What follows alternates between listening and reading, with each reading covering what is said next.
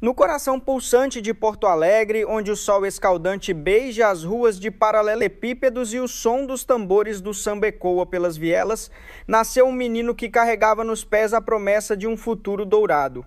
Ronaldinho Gaúcho, ou simplesmente Ronaldo de Assis Moreira, veio ao mundo em um bairro humilde, onde as casas de tijolos aparentes se amontoavam como peças de um quebra-cabeça improvisado. Era Vila Nova, um canto da cidade onde a vida era dura, mas o espírito era leve, alimentado por sonhos que dançavam no ritmo do futebol. Desde pequeno, Ronaldinho, com seus olhos brilhantes e um sorriso que parecia capturar a luz do sol, encontrava na bola sua melhor amiga, sua confidente, sua passagem para um mundo maior.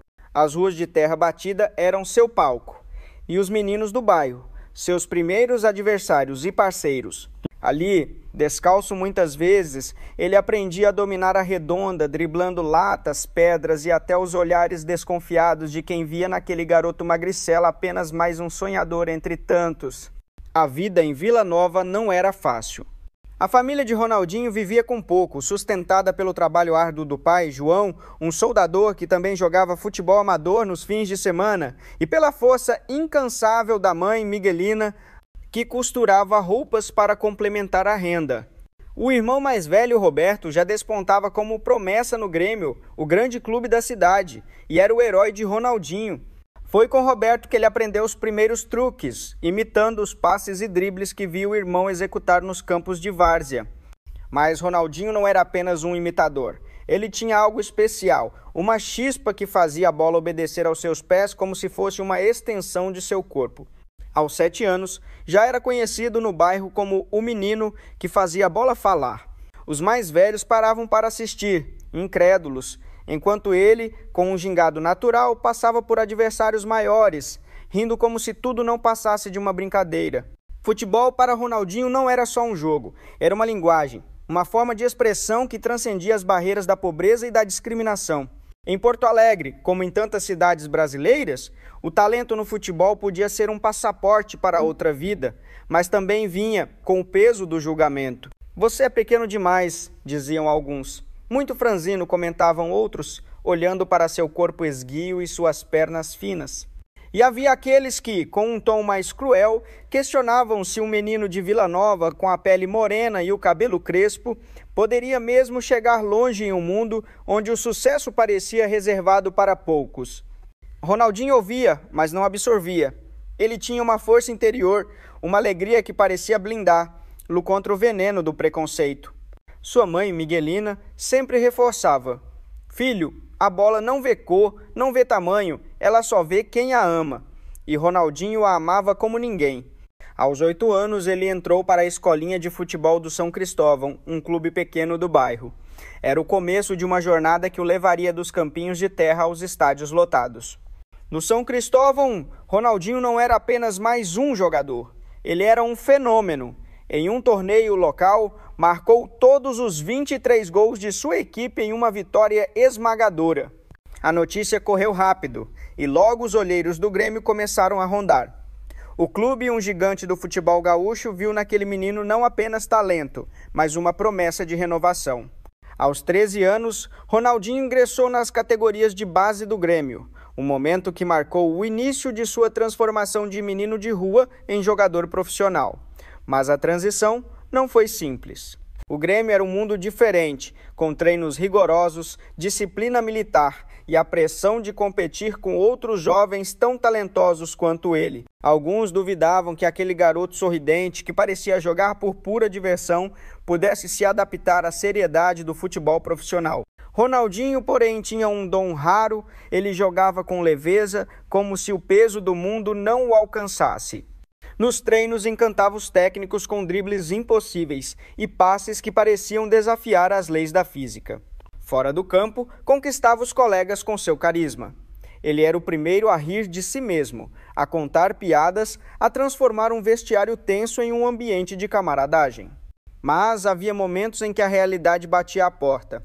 A família enfrentava dificuldades financeiras, e a lesão de Roberto, que o forçou a abandonar a carreira promissora, foi um golpe duro. Ronaldinho, ainda adolescente, sentia a responsabilidade de ser a nova esperança da casa. Quando o pai João faleceu tragicamente em um acidente na piscina da família, o mundo de Ronaldinho pareceu desmoronar. Ele tinha apenas 8 anos na época, mas a dor daquele dia o acompanharia para sempre. Um lembrete silencioso de que a vida como o futebol podia ser imprevisível e cruel. Foi na dor que Ronaldinho encontrou força. Ele decidiu que honraria o pai jogando com alegria, como João sempre o incentivava. "Faça a bola sorrir, meu filho", dizia o pai, e Ronaldinho levou essas palavras ao pé da letra. No Grêmio, ele começou a chamar a atenção não apenas pelo talento, mas pela forma como transformava o jogo em arte. Seus dribles eram poesia, seus gols, celebrações da vida.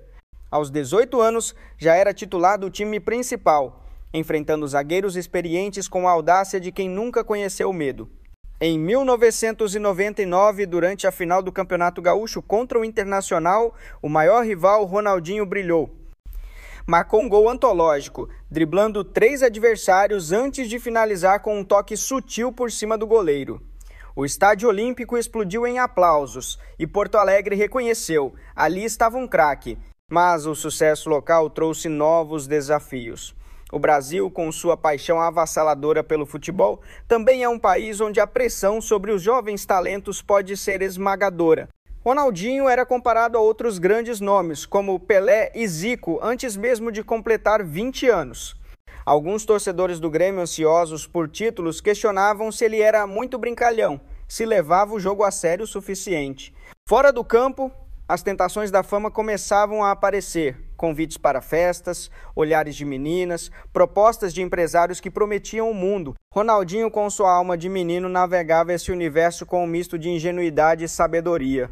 Ele sabia que o futebol era sua essência, sua âncora. E foi com essa convicção que ele enfrentou o próximo grande passo, a Europa. O salto para o futebol europeu veio em 2001, quando Ronaldinho assinou com o Paris Saint-Germain da França. Deixar o Brasil não foi fácil. Porto Alegre era sua casa, sua família, seu refúgio. A Europa era um território desconhecido, com um futebol mais tático, menos intuitivo e um público que não conhecia sua história. Em Paris, ele enfrentou o choque cultural, o frio cortante e a desconfiança de uma imprensa que o via como um brasileiro exótico. Alguns jornalistas franceses questionavam se ele, com seu estilo solto e seus dribles extravagantes, poderia se adaptar à rigidez do futebol europeu. Ronaldinho respondeu em campo. No Parque dos Príncipes, ele começou a mostrar ao mundo o que o Brasil já sabia. Sua magia era universal.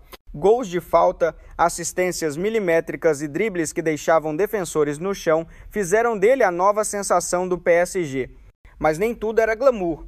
No PSG, Ronaldinho enfrentou técnicos que queriam moldá-lo, obrigá-lo a jogar de forma mais europeia, menos brasileira. Ele resistiu, fiel à sua essência. Fora do campo, a vida noturna parisiense o seduzia. E ele, jovem e cheio de energia, às vezes se perdia nas luzes da cidade. A imprensa começou a rotulá-lo como festeiro, um estigma que o acompanharia por anos. Ainda assim, seu talento era inegável. Em 2002, ele foi convocado para a seleção brasileira, onde brilhou na Copa do Mundo ao lado de Ronaldo e Rivaldo. Seu gol de falta contra a Inglaterra, um chute que parecia desafiar a lógica, colocou seu nome na história. O mundo agora sabia quem era Ronaldinho Gaúcho. O próximo capítulo de sua jornada seria ainda mais grandioso. Em 2003, o Barcelona, um dos maiores clubes do mundo, bateu à sua porta. Ronaldinho, com seu sorriso de menino e sua bola encantada, estava pronto para conquistar a Catalunha e o planeta. Mas, por trás do brilho, ele carregava as lições das ruas de Vila Nova, a humildade de quem veio de baixo, a alegria de quem joga por amor e a força de quem superou a dor. Ele não era apenas um jogador, era um símbolo do Brasil, um embaixador da ginga, da malandragem, da arte que nasce onde o asfalto acaba e o sonho começa. Das ruas de Porto Alegre aos holofotes de Barcelona, Ronaldinho provou que a bola, quando amada, pode mudar tudo. Quando o Ronaldinho Gaúcho pisou no Camp Nou, o estádio do Barcelona, ele não era apenas um jogador chegando a um novo clube. Ele era uma faísca destinada a reacender a chama de um gigante adormecido. O Barcelona, naquela época, vivia anos de sombras, sem títulos expressivos e com uma torcida ansiosa por um salvador. Ronaldinho, com seu sorriso que parecia carregar o sol do Brasil, tornou-se esse herói.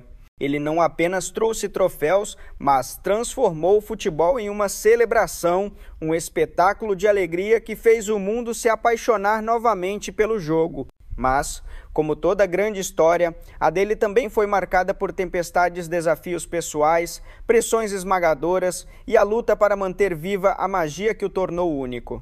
Este capítulo não é sobre as ruas de Porto Alegre ou a ascensão de um menino humilde. É sobre o auge de um ícone, os custos da fama e o legado que Ronaldinho deixou, não apenas nos gramados, mas nas almas de quem viu sua arte. Em Barcelona, Ronaldinho encontrou o palco perfeito para sua genialidade. Sob o comando de Frank Rijkaard, um técnico que entendia a alma do futebol ofensivo, ele se tornou o maestro de uma orquestra que misturava a precisão europeia com a ginga brasileira. Desde seu primeiro jogo contra o Sevilha, ele mostrou que não estava ali para ser apenas mais um. Naquele dia, marcou um gol que fez o Camp Nou tremer, recebeu a bola no meio-campo, driblou 2 adversários com a leveza de um dançarino e chutou com uma força que parecia desafiar a gravidade. A torcida, que inicialmente o olhava com curiosidade, agora o adorava. Ronaldinho não jogava, ele encantava. Seus dribles elásticos, seus passes sem olhar, seus gols de ângulos impossíveis, tudo isso era mais do que técnica. Era poesia em movimento, uma ode à liberdade que o futebol representa para o povo brasileiro. Os anos de 2004 a 2006 foram o ápice de sua carreira. Ronaldinho liderou o Barcelona a 2 títulos consecutivos da La Liga, algo que o clube não conseguia há anos. Mas o momento mais glorioso veio em 2006, quando o Barça conquistou a Liga dos Campeões, derrotando o Arsenal na final. Ronaldinho não marcou naquele jogo, mas sua presença era sentida em cada jogada, em cada passe que abria defesas como se fossem feitas de papel. Ele era o coração do time, o líder que inspirava jovens como Lionel Messi, então um garoto tímido que observava, maravilhado, o mestre em ação. Fora do campo, Ronaldinho era igualmente magnético. Ele dançava samba nas comemorações, abraçava os torcedores, fazia piadas em entrevistas. Em um mundo onde os jogadores muitas vezes se escondem atrás de assessores, ele era autêntico, um carioca de alma, mesmo sendo gaúcho de nascimento. Em 2005, Ronaldinho alcançou o topo do mundo ao ganhar a Bola de Ouro, um reconhecimento que coroava sua genialidade. Naquele mesmo ano, ele protagonizou um dos momentos mais icônicos de sua carreira, o jogo contra o Real Madrid no Santiago Bernabéu.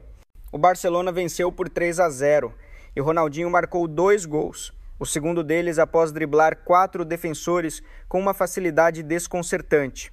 Quando terminou a partida, algo raro aconteceu. A torcida do Real Madrid, conhecida por sua exigência, aplaudiu de pé. Era como se, por um momento, as rivalidades fossem esquecidas e todos reconhecessem que estavam diante de algo maior, um artista que transcendia o esporte. Esse jogo não foi apenas uma vitória, foi a consagração de Ronaldinho como um dos maiores de todos os tempos. Mas o brilho intenso de uma estrela muitas vezes vem com sombras. A fama de Ronaldinho, que o elevou a um status de ídolo global, também trouxe um peso que nem mesmo seu sorriso podia carregar sempre. Em Barcelona, ele era mais do que um jogador. Era um símbolo, uma marca, um embaixador do clube e do Brasil. Com isso, vieram as expectativas esmagadoras. A imprensa espanhola, que antes o idolatrava, começou a escrutinar a cada passo seu fora do campo. As noites em boates, as festas com amigos, o estilo de vida boêmio, tudo isso era amplificado, transformado em manchetes sensacionalistas. Ronaldinho está perdendo o foco, diziam alguns. Ele não treina como deveria, acusavam outros. O rótulo de festeiro, que já o perseguia desde os tempos do PSG, voltou com força. Para os brasileiros que conhecem a cultura do samba e da celebração, isso era apenas Ronaldinho sendo ele mesmo. Mas na Europa, onde a disciplina muitas vezes supera a paixão, ele era julgado com rigor. A pressão não vinha apenas da mídia. Dentro do Barcelona, o clube passava por mudanças. A chegada de novos jogadores e a ascensão de Messi como uma nova estrela começaram a mudar a dinâmica do time. Ronaldinho, que sempre foi o líder incontestável, agora dividia os holofotes. Ele nunca demonstrou ciúmes, pelo contrário, adotou Messi como o irmão mais novo, ensinando-o a lidar com a pressão e a jogar com alegria. mas internamente Ronaldinho sentiu desgaste. As lesões começaram a aparecer, pequenas, mas frequentes, minando sua explosão física. O treinamento intenso, que nunca foi sua parte favorita do futebol, tornou-se um fardo. E em casa, longe dos olhares do público, ele enfrentava suas próprias batalhas. A saudade da família, a responsabilidade de ser o provedor, os amigos que pediam ajuda constante, tudo isso pesava em seus ombros. Em 2008, após 5 anos mágicos, Ronaldinho deixou o Barcelona. A saída não foi amigável como os torcedores esperavam. A diretoria, liderada por Pep Guardiola, acreditava que ele não se encaixava mais na nova filosofia do clube, que priorizava disciplina e intensidade.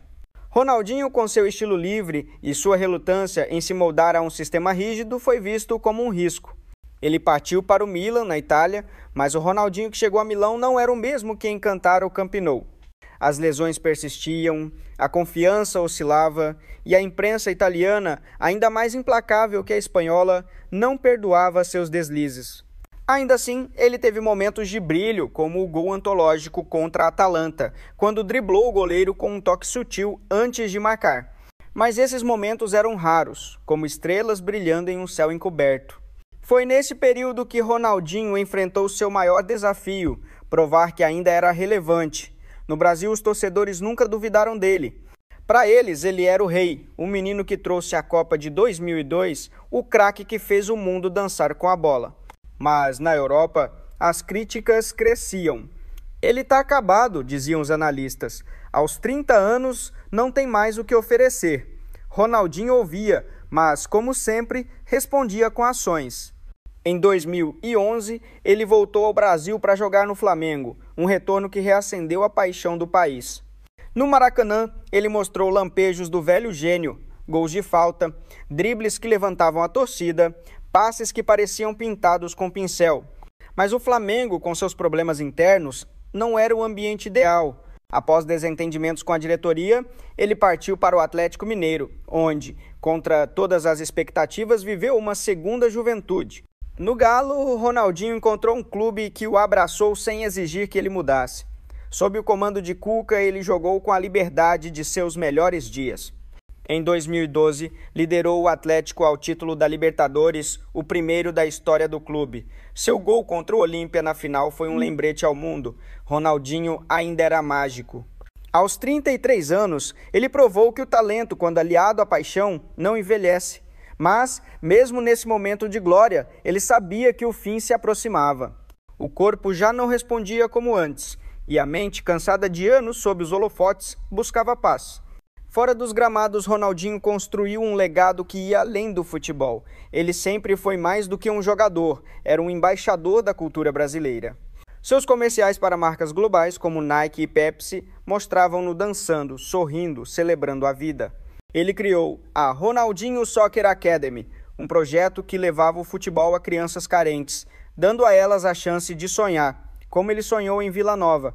Em suas visitas a comunidades, ele jogava com os garotos, distribuía bolas, contava histórias. Para cada criança que o abraçava, ele via um reflexo de si mesmo, um menino que só precisava de uma chance. Mas nem tudo era perfeito. Ronaldinho enfrentou controvérsias. Problemas com impostos, negócios mal sucedidos e até uma breve prisão no Paraguai por uso de documentos falsos. Esses episódios, amplificados pela mídia, mancharam sua imagem para alguns. No entanto, para os brasileiros, ele continuava sendo Dinho, o cara que trouxe alegria em tempos difíceis. Sua resposta a essas crises era sempre a mesma: um sorriso, uma piada, um jeito de dizer que a vida segue. Ele nunca se deixou definir pelos erros, mas sim pela forma como se levantava. Quando pendurou as chuteiras, por volta de 2015, Ronaldinho não deixou o futebol. Ele apenas mudou de palco. Tornou-se um embaixador do esporte, viajando o mundo para jogar partidas beneficentes, promover marcas e espalhar sua filosofia de vida. Jogue com alegria, ame com paixão, viva sem medo. Seu impacto é sentido em cada criança que chuta uma bola em um campinho de terra, em cada torcedor que se emociona ao lembrar de seus gols, em cada jogador que tenta imitar seu elástico. Ronaldinho não apenas mudou o Barcelona ao futebol, ele mudou a forma como vemos o jogo. Ele nos lembrou que, acima de tudo, o futebol é arte, é festa, é um convite para sorrir. Hoje, seu legado vive nas memórias dos que o viram jogar e nas gerações que assistem a seus vídeos no YouTube, maravilhadas com um homem que fazia a bola dançar. Ronaldinho Gaúcho não foi apenas um craque, ele foi um sonho tornado realidade. Um menino que levou as ruas de Porto Alegre para o mundo e mostrou que, com uma bola nos pés e um sorriso no rosto, é possível conquistar o impossível. Sua história não é sobre perfeição, mas sobre humanidade, sobre o poder de transformar adversidades em arte e de deixar um rastro de luz onde quer que vá.